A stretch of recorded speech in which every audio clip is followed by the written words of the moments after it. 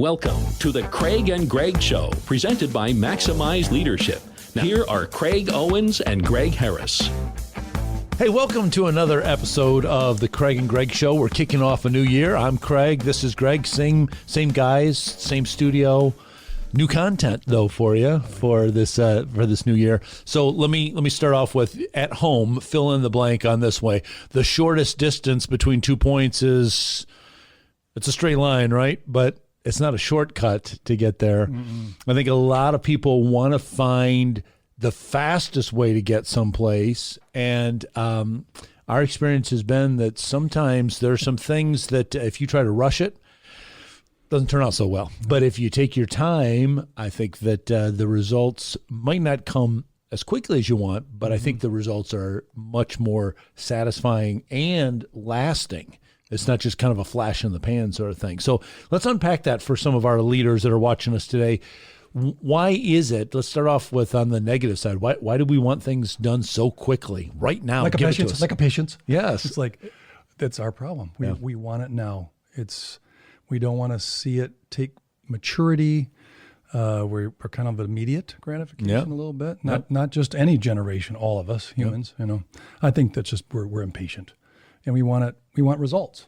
The shortcut seems to be what would make sense. Yeah. But what's the easiest way to get there? Is what people usually ask. Have you done that on your GPS? Like fastest, most scenic?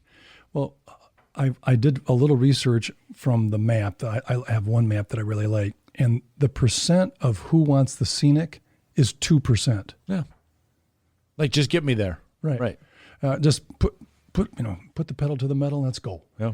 I think you're missing trees. There was a gentleman that I had a cottage next to that was really quite interesting. He never took the same way back. So like, let's say from you drive from your town to jump on the highway. He would take a different way if you got back home, back to his house. I just thought it was brilliant. And he tried different roads just to get a different view, wasn't in a hurry. Right. And who knows what you're going to discover on a new route. And oftentimes you take the same road, you're like, did I even use my blinker? Like, it's just so involuntary. Just, drive like this. No. Right. Well, I think that is, what I see, especially when I'm in the school working with students, is, and you saw it a lot with athletes when you were working with them, is when something becomes hard that's making them slow down on getting the work done or getting to the end result, then they immediately just want to bail out on it. Right. They don't want to press through. But, you can use a lot of just really simple analogies, but if you're weightlifting and you're only lifting, a half-pound weight, you're not building anything. Yeah, it's easy, and you could get through your workout really quickly doing that, but what's the value? What have you actually done for yourself? That's almost the person who wants check the box. Yeah. I worked out. How did you work out? Well, half a pound. Yeah. I guess you did work out. Look at my to-do list. All of my boxes have been checked. Exactly. I can sleep good tonight. Right. I think immediate gratification is definitely a flaw of all of us. I think the shortcut part is maybe we miss a little bit along the journey. And I think we're so quick. We have our phones. This is going to date us a bit, but, the World Book Encyclopedia. If I had a question, my mom goes, look it up. I'm like, ooh. But she was right, because the curiosity would be answered in that book. Yes. Now you have a phone and you're like, why is it so slow? Yeah. I only got 3 bars. Right. So I think we moved into that. I had an uncle that definitely had some cool insights. One was he thought the microwave was the worst invention ever, because it took people out of the kitchen. You didn't have to, make the mashed potatoes. You could buy them frozen, just put them in. Yep. So it hurried it up, and then you went back and, I don't know, sat down, looked at your phone, I guess, while it was in the microwave. Sure. He thought the microwave was a horrible invention. It's like instant. You have a story about your dad? Well, I'm just teasing. I won't have you do that one. No, edit that. No, I wonder for all of us why we're in a hurry. Yeah. Most people would say, wow, I can't believe my kids are this old already. Well, you weren't in a hurry. It just happened. So then if you're in a hurry, it's really quick. Yeah. And we miss all the good, how to flex your muscles and how to acquire, new interest, and just even driving down the road and looking at Christmas lights or whatever or maybe look at that farm and the corn's growing really big. It's like we can kind of enjoy the view. Absolutely. There's so much on the journey to enjoy, but I think that one of the things that will help, so of course it has to start with the leader. You as the leader have to be willing to say, I'm going to put in the time, I'm going to go through the process. But I think the other thing too, that leaders have to help prepare their team up front.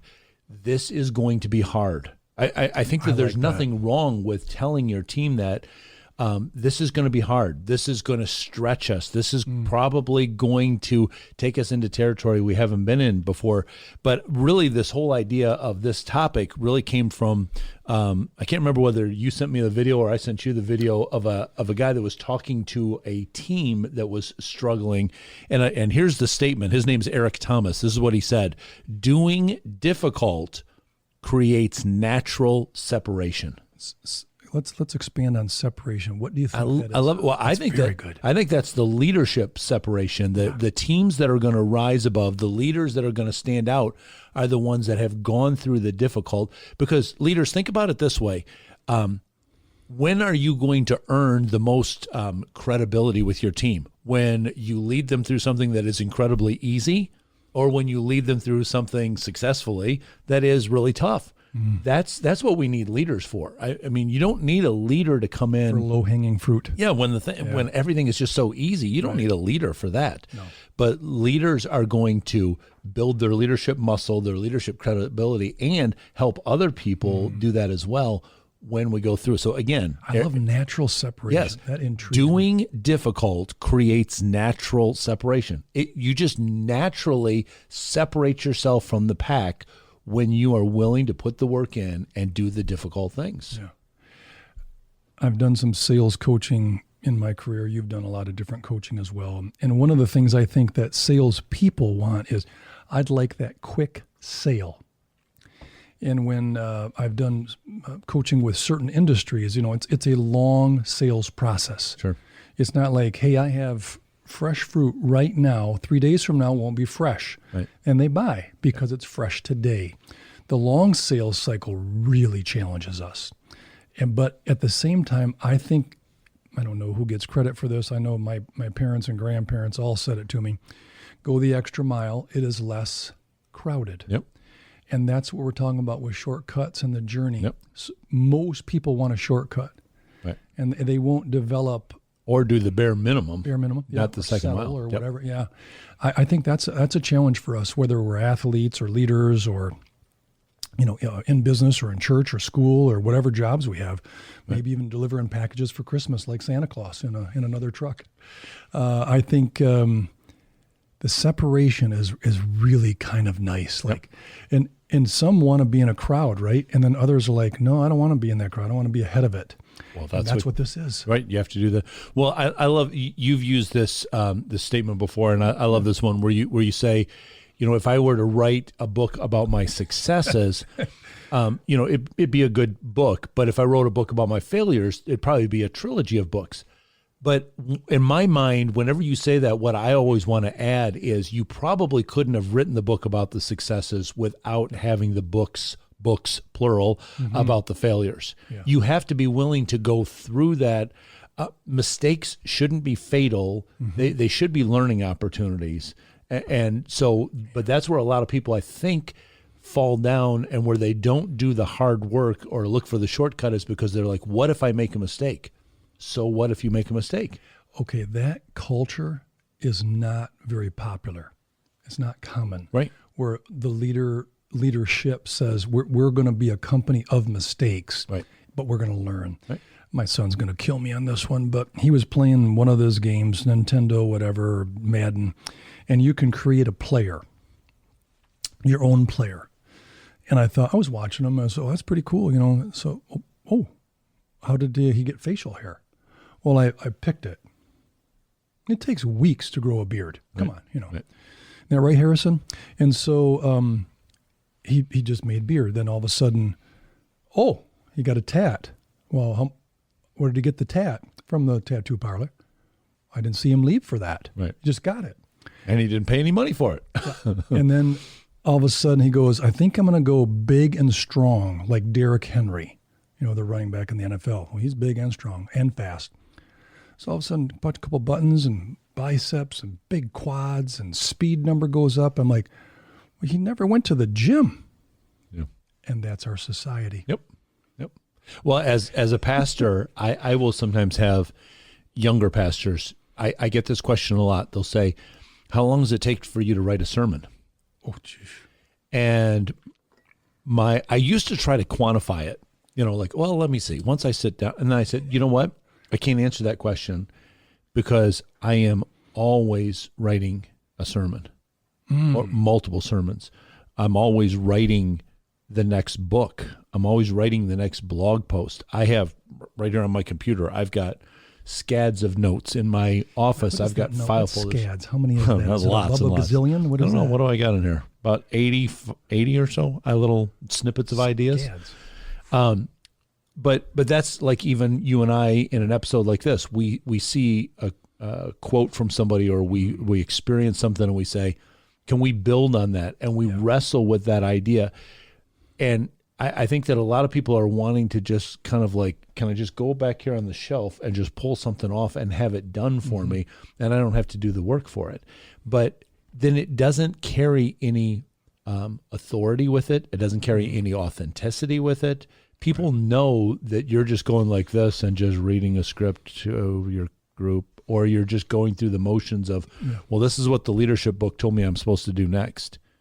But when you're in there with them and you go, you maybe have to come in and go, made a mistake there. Sorry, guys, I dropped the ball. I just didn't know how to handle this. So here's how we're going to pick up the pieces. Or when you say, hey, I'm not exactly sure what we're going to do. I need some help. I need some input from you guys. This is a tough time. How are we going to do this? That's the authenticity of leadership, that where you really are building it up, not just pushing the buttons like, and say, oh, look, you got big biceps. We're ready to go right through this now. Right. Yeah. And I think that might be why New Year's resolutions, that's not our episode today, but New Year's resolutions are so commonly characterized as, they joined the gym. A couple weeks later, you could pick any piece of equipment in the gym because they didn't come back. Right. Because maybe the results, maybe they realize it was harder.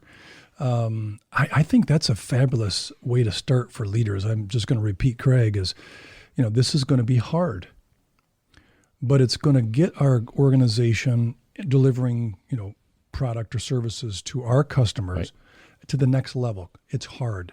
Easy is it's a very popular group. Yep. But the hard part really is a tough one. Well, and why do we avoid it? Well, there's a word that you use a lot, grit. I love that word. Talk to our viewers. How can they use grit? What does that mean to be able to push through and create that natural separation? Grit is something inside where circumstances call it out. Yeah. Like courage. Yep. You don't become courageous. You learn courage through difficulty. Yes. Or having to say, I'm going to go back and try this again. I'm not going to quit.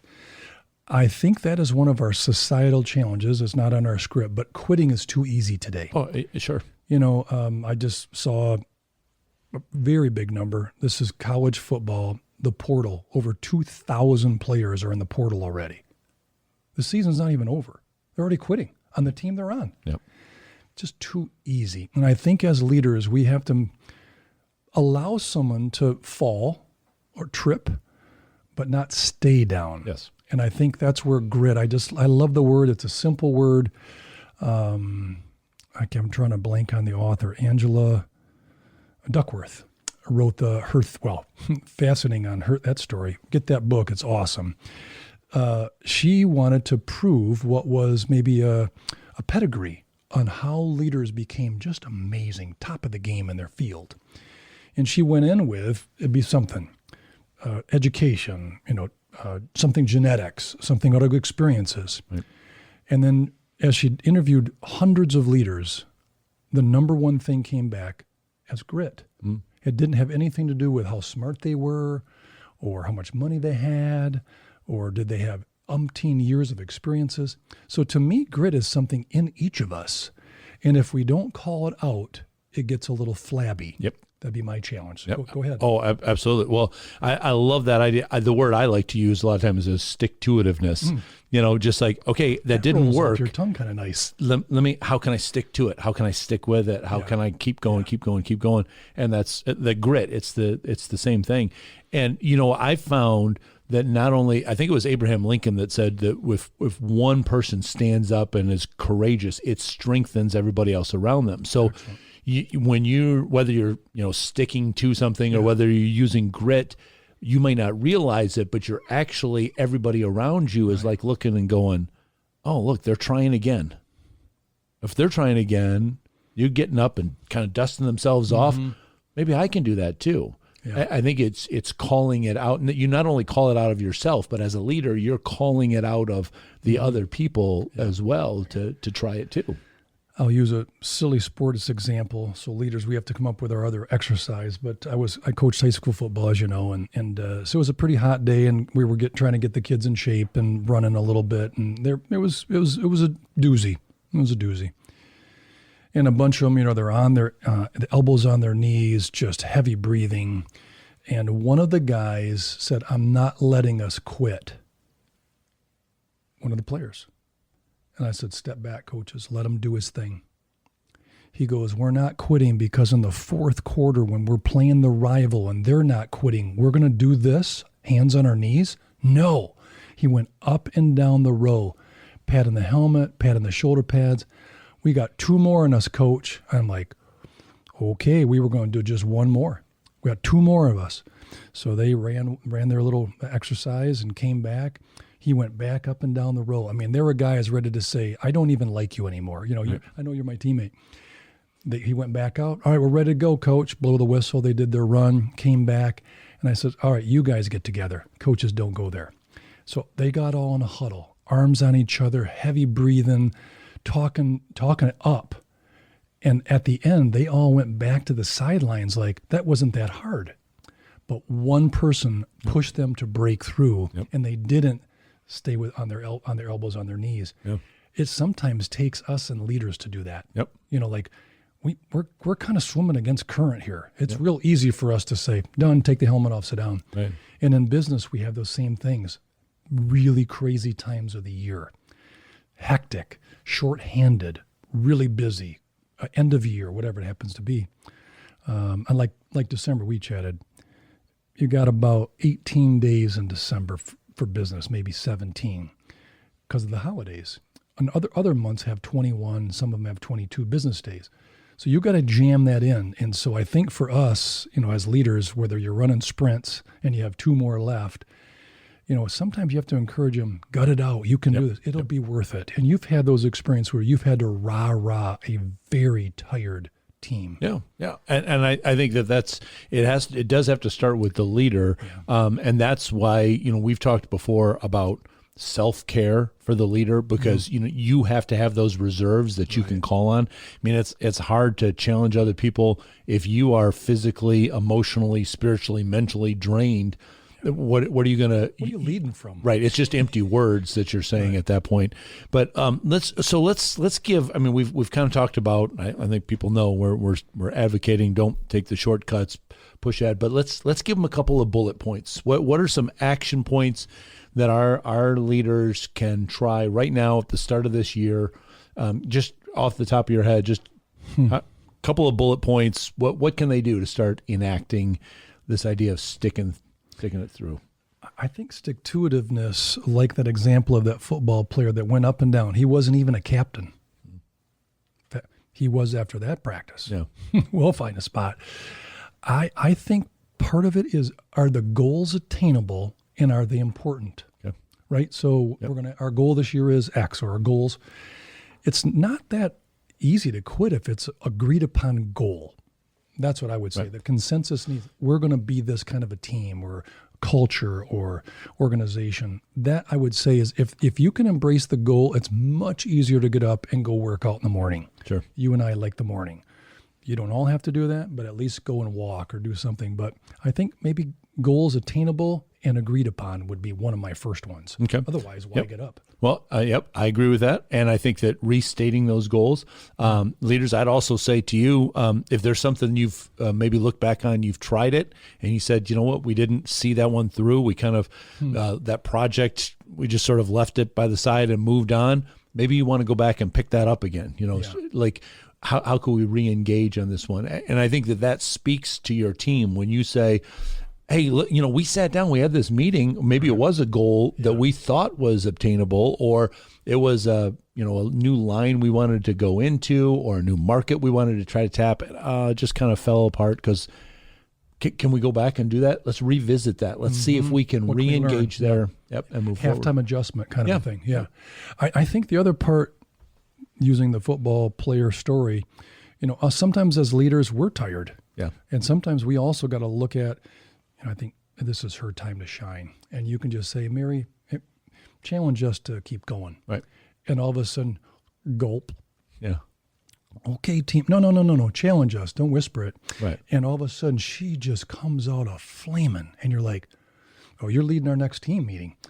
Sometimes you have to call them out and say, not just Craig, you're the CEO, but the other person who's running a division, they still got passion and they have ears of other people. Yes.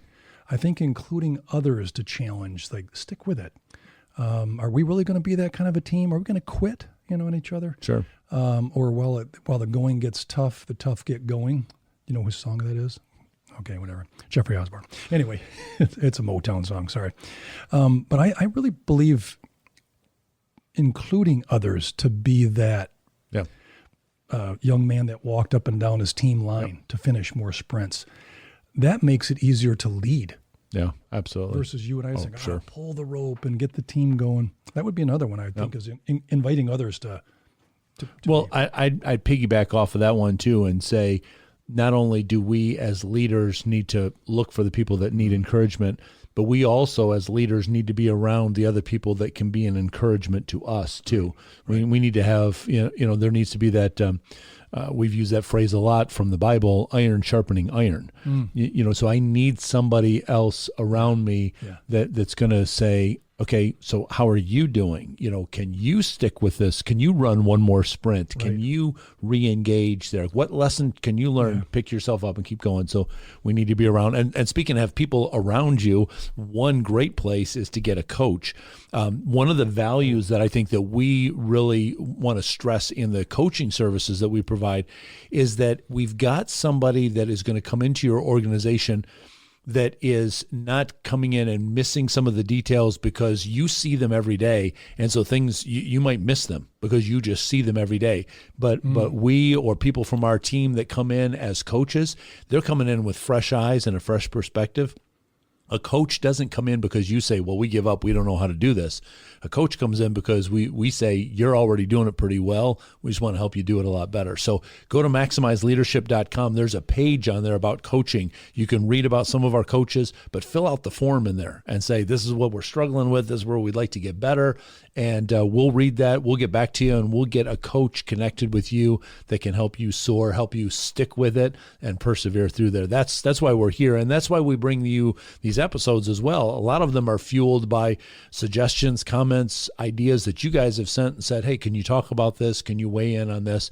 So please get back in touch with us on X. You can find us at Maximize Podcast. You can also leave a comment right here on this video and say, hey, I'd love for you guys to talk about this kind of topic, and we will work that into our rotation for sure, because we want to resource you, because when you get better as a leader, your organization gets better, your team gets better, the whole world around you starts getting better. So that's why we're here to invest in you. Make this new year a great start. We've got great content for you coming up. Can't share with you all the things because we got more topics to cover than we got time to cover them. So that's why you got to stay tuned. And if you haven't subscribed on YouTube, please do that and click the bell so you're notified when a lot of these videos come out so that you can take advantage of them. Stay tuned. We'll be back with great content for you real soon.